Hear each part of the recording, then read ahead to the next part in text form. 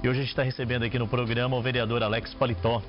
Acima de tudo, professor, né? Sempre professor. Vamos falar um pouquinho sobre as ações realizadas, sobre as bandeiras que ele tem levantado na Câmara de Vereadores aqui da capital. Seja bem-vindo. Vereador, professor, prefere o quê? Prefiro o professor Adilson. Bom dia, Está Adilson. Vereador? Estou vereador temporário, vou me aposentar como professor, né? Tenho 20 anos de casa, 20 anos na educação. Me sinto, nos dias atuais, mais orgulhoso de ser professor. Não desmereço, claro, o ambiente que estou frequentando, que é o ambiente político, mas eu ainda estou dando os primeiros passos no ambiente político, estou dando a minha pequena contribuição. Ainda não tenho motivos para ter orgulho, né, de estar nessa função. Como professor, a gente já tem um bom trabalho. E pelo que consta, o vereador tem honrado o papel que se propôs a desenvolver ali na Câmara de Vereadores. Parabéns pelo trabalho que vem sendo desenvolvido. E são muitas as bandeiras levantadas pelo nobre vereador, né? Sim. Diante daquela casa. Poderia destacar o que, por exemplo, assim, de primeiro momento? Olha, naturalmente, por ser um historiador, por ter um programa que sempre abordou há quase 10 anos a temática de preservação do patrimônio histórico, a gente buscou se empenhar principalmente nesse item. Então, claro que o nosso equipamento ali da Estrada de Ferro Madeira Mamoré é uma grande preocupação, sempre foi motivo de muito abandono, e a gente conseguiu aí uma emenda parlamentar, vindo de Brasília pelo deputado Nilton Capixaba, de R$450 mil para o complexo ferroviário da Estrada de Ferro. Esse recurso ele viria para a reforma de uma locomotiva, mas o prefeito resolveu fazer uma contrapartida. Essa emenda vai para uma parte do pátio ferroviário, para sua reforma, e o prefeito vai então reformar uma das locomotivas. Essa reforma também tem a proposta de colocá-la para fazer algum percurso? A gente tem acompanhado junto à Prefeitura do município de Porto Velho. A gente precisa até fazer com que a população entenda por que a atual gestão não começou a executar o projeto que foi levado ao IPHAN para a revitalização daquele espaço, porque houve uma sentença judicial em virtude da última gestão municipal ter sido condenada pela Justiça Federal pelo abandono daquele patrimônio histórico. A Estrada de Ferro, teoricamente, é da União. Foi feita uma concessão de 20 anos ao município de Porto Velho, concessão suspensa por conta do abandono do patrimônio. O atual prefeito, apesar de eu não fazer parte da base aliada do prefeito, tenho acompanhado de perto, tem uma boa vontade em relação ao patrimônio histórico. Ele já conseguiu reunir aí uma quantia mais ou menos de 35 bilhões para fazer a reforma ali do espaço ferroviário. Só não fez porque ainda está na justiça tentando reaver a concessão daquele espaço ferroviário. Para contribuir, mesmo não sendo a base aliada, a gente gosta de ter uma vereança independente, a gente conseguiu uma emenda parlamentar do Nilton Capixaba de R$450 mil e do deputado estadual Léo Moraes de R$70 mil para reformar a locomotiva Churchill, a máquina 12, que fica dentro do antigo Museu da Estrada de Ferro, que infelizmente pela última gestão ficou abandonado debaixo d'água durante as enchentes de 2014 e foi deteriorada. Também com parceria público-privada, nós conseguimos com a Desmonza um apoio para reformar 2 velocípedes, que é um equipamento sobre trilhos, utilizado na época pela Estrada de Ferro, pelos homens que fazem manutenção da parte telefônica do trecho ferroviário. Um fica dentro do museu e o outro fica para passeios turísticos ali, coordenado pela Associação dos Ferroviários, presidida pelo seu bispo, né, que é um ferroviário antigo que cuida ali daquele complexo ferroviário a partir da associação. Vereador, a gente sabe que precisa melhorar bastante, tem muitos detalhes para serem revistos, mas tem avançado, né? A gente observa que hoje a Estrada de Ferro Madeira Mamoré já começa a ser frequentada pela família, já dá uma sensação um pouco melhor. Claro que precisa-se de muito mais. Precisa muito mais. Mas começa a dar uma clareada, né? Hoje pelo menos nós temos a manutenção do espaço ferroviário. Temos um projeto que foi apresentado ao IPHAN, um projeto muito bonito, por sinal.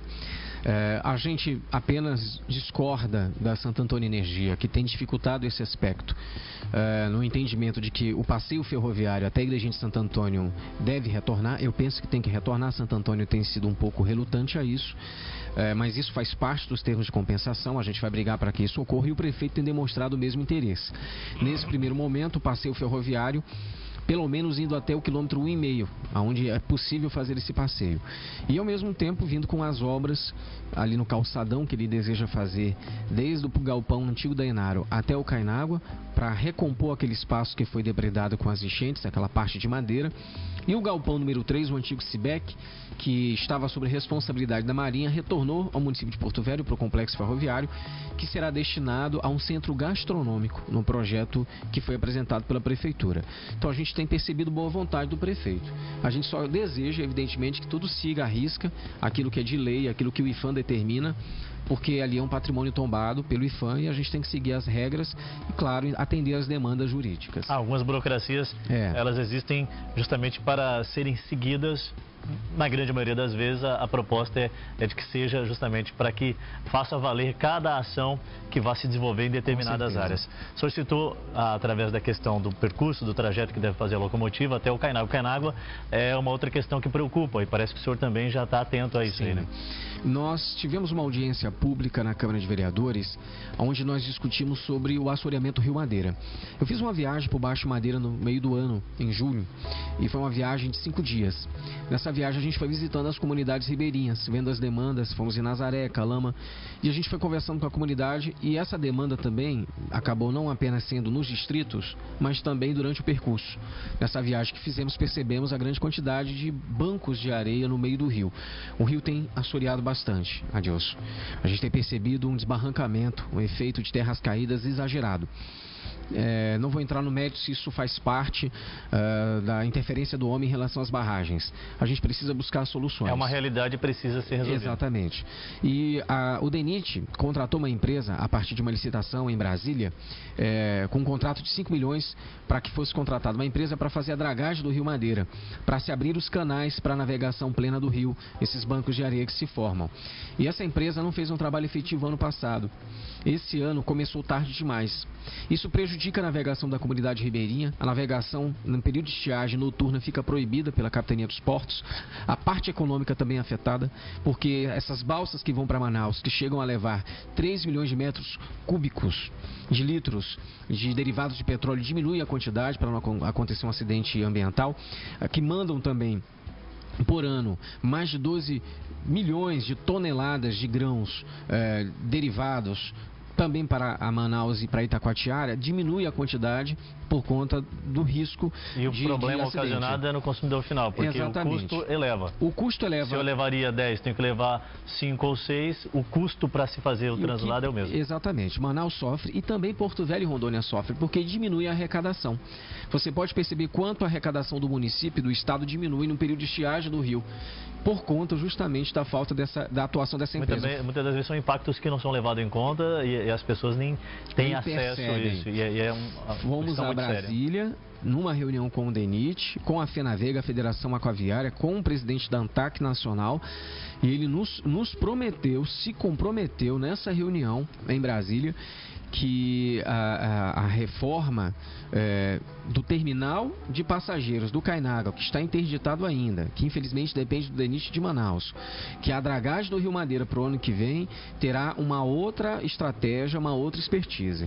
Então foi uma preocupação que a gente teve, o resultado, inclusive solicitamos ao DENIT em Brasília, pequenos portos para Calama, para São Carlos e para Nazaré, nesse primeiro momento. O primeiro passo foi dado, agora tem que acompanhar isso. mais de Aí perto. O deputado Nilton Capixaba, que esteve presente nessa reunião, se comprometeu já em alocar emendas parlamentares no sentido de ajudar também nesses portos para essas comunidades ribeirinhas. Vereador, tem muitos outros assuntos que a gente gostaria de tratar com o senhor, mas já está acabando o nosso tempo. Eu queria que o senhor falasse um pouquinho sobre esses incentivos acerca de cursos profissionalizantes que o senhor foi em busca junto ao Ministério do Trabalho para fazer investimentos. Nós conseguimos uma emenda parlamentar vindo do Ministério aí, na verdade não é uma emenda parlamentar, é um valor específico do Ministério do Trabalho de R$500 mil.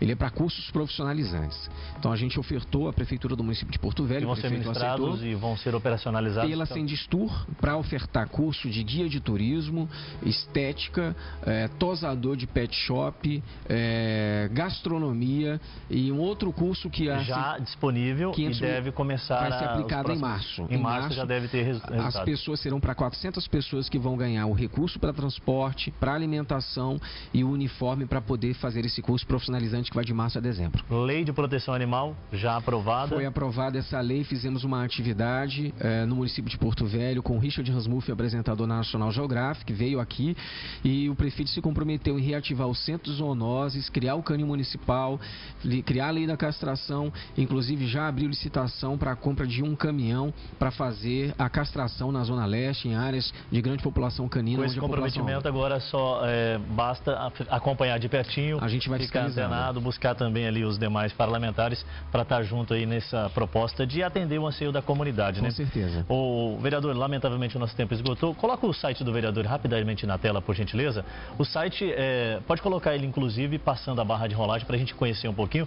Ele está disponível para o cidadão, caso queira saber mais da atuação do vereador e também levar alguns problemas para que o vereador possa estar acompanhando, é mais ou menos isso? É um veículo de comunicação, a gente faz uma legislatura participativa, alguns projetos de lei surgiram justamente por ideia e participação e cunho popular da população. A gente é um canal de comunicação para pedidos de providência, para que vocês possam acompanhar, cobrar a figura do edil na questão de fazer um bom serviço para a comunidade. A partir daquilo que a gente recebe como um salário, a gente precisa fazer valer esse empenho. Vereador, professor Alex Paletó, conversando conosco um pouquinho hoje aqui no Novo Dia. Vereador, obrigado pela vinda. Obrigado. Continue atuante lá, a população agradece. Agradeço a você, Adilson, a Renata, pelo carinho e toda a população que está assistindo.